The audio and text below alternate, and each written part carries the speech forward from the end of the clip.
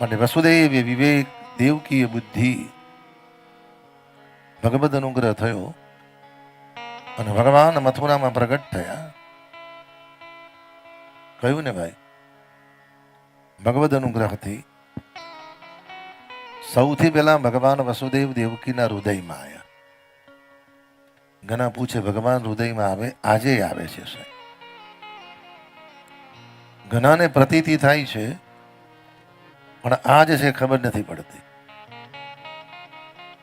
તમે 1 મહિનો અધિક મહિનો કે શ્રાવણ મહિનો કર્યો હોય ને, તમારા બોડીના વાઇબ્રેશનો એટલા બધા સરસ થઈ ગયા હોય સાહેબ.